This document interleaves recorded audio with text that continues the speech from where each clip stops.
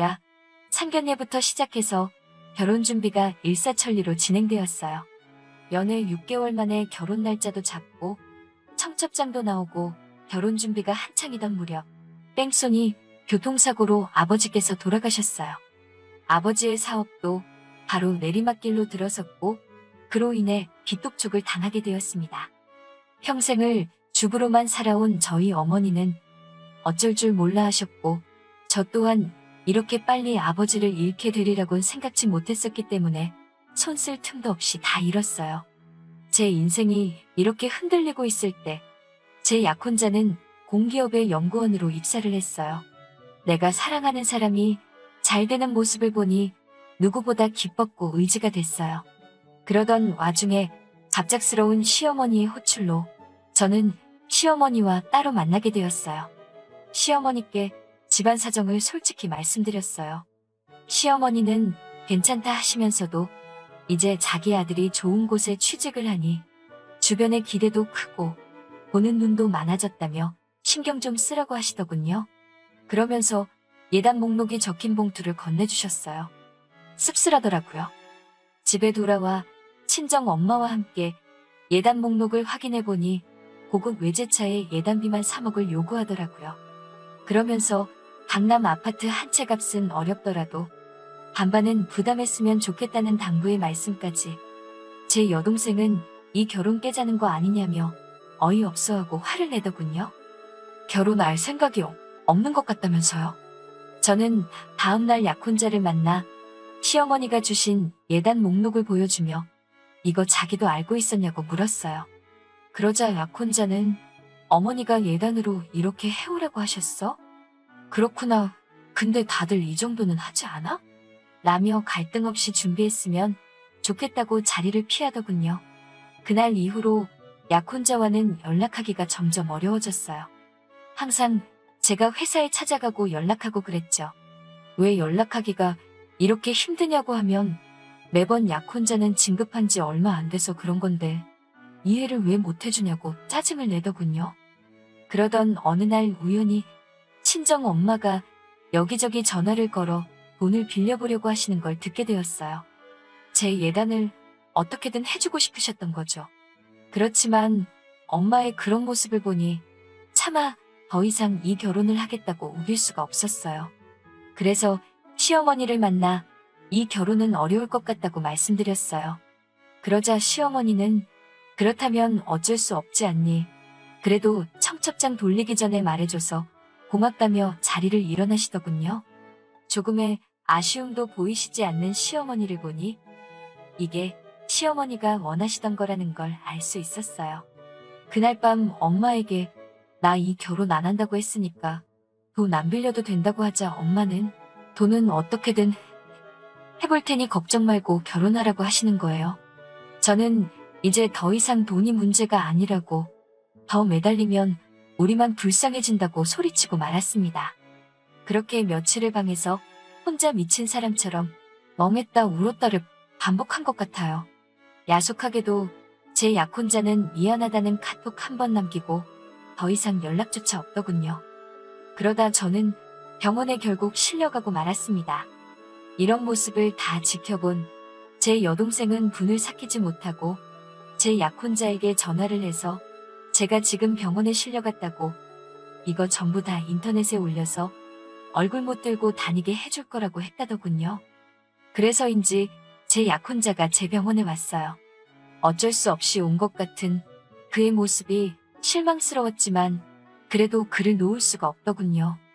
그리고 이런저를 다 지켜본 어머니는 그날 이후로 돌아가신 아빠가 남긴 유일한 재산인 집을 팔았습니다. 엄마는 저에게 집 팔아서 네 예단해줄게.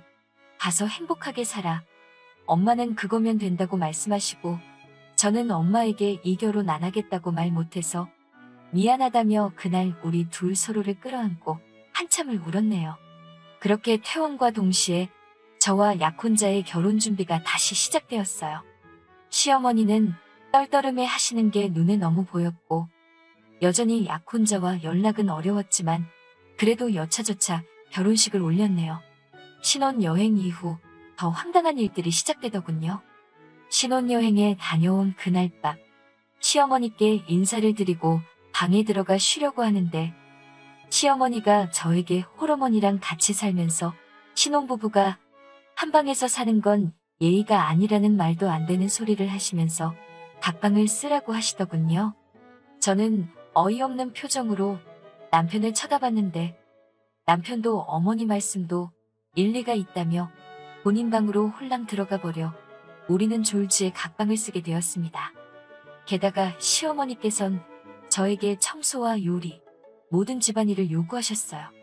여자가 집을 깨끗이 해놔야 남자가 밖에서 승승장구를 할 수 있다는 주장을 하시면서 말이죠. 저는 더 이상 이 결혼에 어떤 말도 나오는 걸 원치 않았기 때문에 최대한 어머님이 요구하시는 모든 걸 해내려고 죽기 살기로 노력했어요. 하루 종일 노예처럼 일만 했네요. 어머님은 그 흔한 로봇 청소기도 쓰지 못하게 하셨고 걸레질과 설거지도 꼭 제가 제 손으로 해야 직성이 풀리시는 것 같더군요. 그런 와중에도 소중한 아이가 저를 찾아왔습니다. 임신을 했다는 소식을 전하면 남편이 얼마나 좋아할까, 시어머니가 나를 달리 대해주지 않을까, 그런 기대도 들더라고요.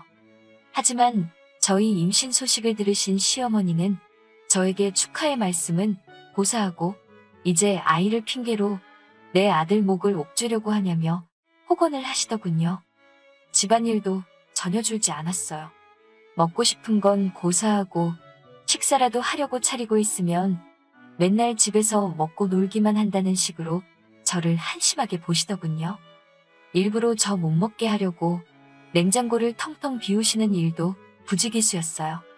하루는 제가 견디다 못해 어머니, 저도 해올 거 다 해오고 시집 왔는데 저한테 왜 이렇게 야속하게 하시냐 하니까 네가 하고 싶어서 해온 건데 뭐하러 그런 생색을 내냐면서 억울하면 다 들고 나가라고 하시더군요.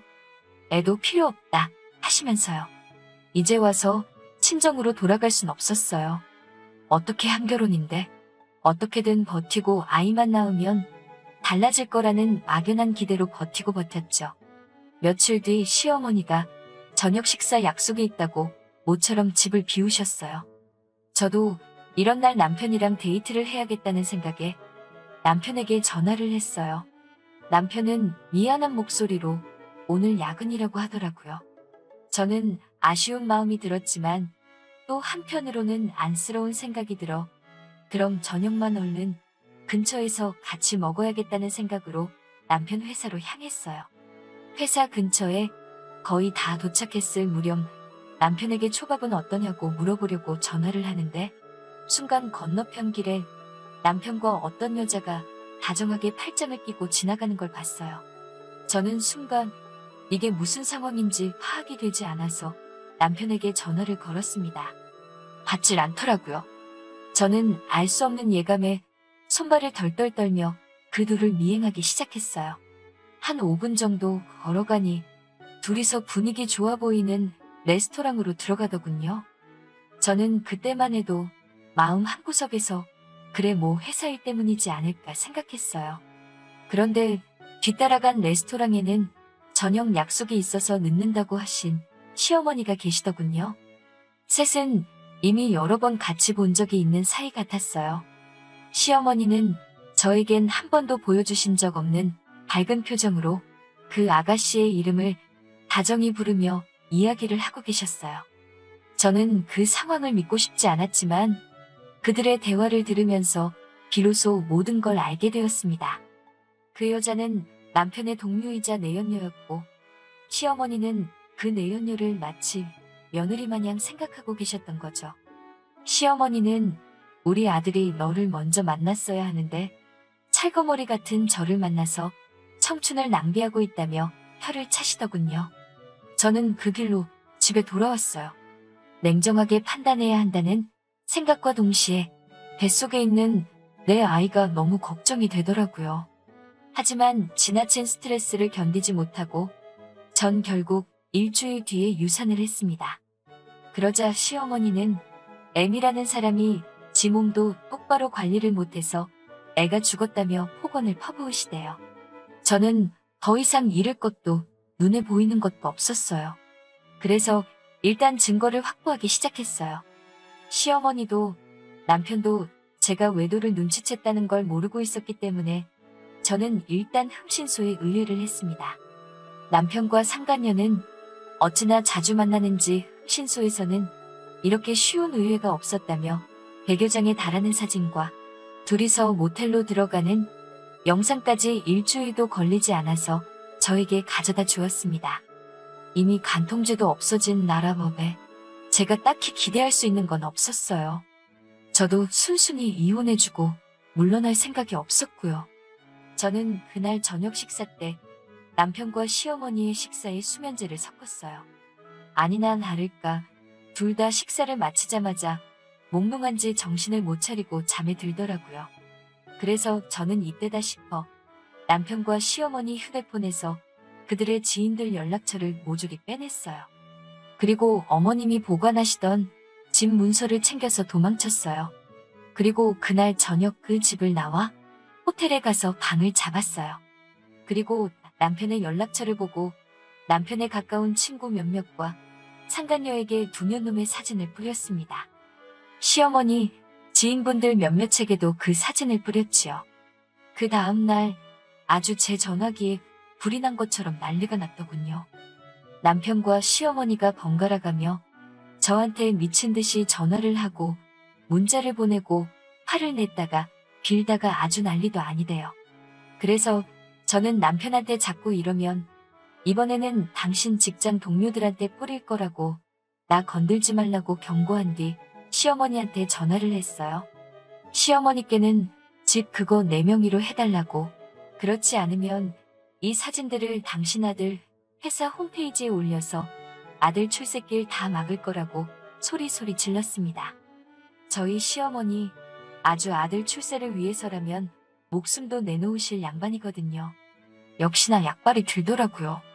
그 길로 호텔 카페로 오셔서는 벌벌벌 떨며 도장을 찍어주시던걸요. 그렇게 그 강남 아파트는 제 것이 되었습니다. 그렇게 집에 다시 돌아오니 남편이 자기 화를 못 이겨 집에서 씩씩대고 있더군요. 시어머니도 아들이 옆에 있어서 그런가 다시 기세가 등등하고. 근데 저는 더 이상 무서울 게 없었거든요. 그래서 제가 남편한테 나는 이혼할 생각 없다. 그리고 이 집도 당신만 제 정신 차리면 내가 공동명의로 해줄 수 있다고 말했어요. 매사 계산하기를 좋아하는 그 인간은 제 말에 혹해서는 그럼 알겠다. 그 여자랑 헤어질 테니까 자기를 다시 한번 믿어달라고 하더라고요. 남편이 출근하고 나면 이제 전세가 역전이 되었어요. 제가 하던 일들을 다 시어머니께 맡겼죠. 어차피 저랑 남편이 결혼하기 전에는 시어머니가 하시던 일이 큰 일도 아니지 않나요? 저는 임신한 상태에서도 했는걸요? 뭐가 그렇게 억울하신지 결국 하루는 저한테 빽소리를 지르시다가 그대로 쓰러지셨어요. 바로 119를 불러 병원에 모셔갔는데 풍이 와서 반신을 못 쓰게 되신 거죠. 제가 원래 이렇게 지독한 사람이었던 걸까요? 저는 이때다 싶었어요. 기다렸다는 듯 모든 사진을 제가 가진 남편의 모든 연락처에 전부 다 보냈습니다. 그리고 그 상간녀에게도 네가 가장 행복한 날 내가 다 망쳐놓을 거라고 익명의 문자를 보냈습니다. 그리고 마지막으로 시어머니를 아무도 모르게 요양원으로 모시고 집을 팔아버렸어요. 소문에 의하면 지금도 남편이 저를 찾아 헤매고 있는 것 같더라고요. 이렇게까지 했어도 마음 한켠에 남은 응어리가 사라지질 않네요. 저 정말 나쁜 사람인 걸까요? 오늘 사연은 여기서 끝입니다. 긴 이야기 들어주셔서 감사합니다. 좋아요와 구독 눌러주세요. 사연 요청 및 제보 받습니다.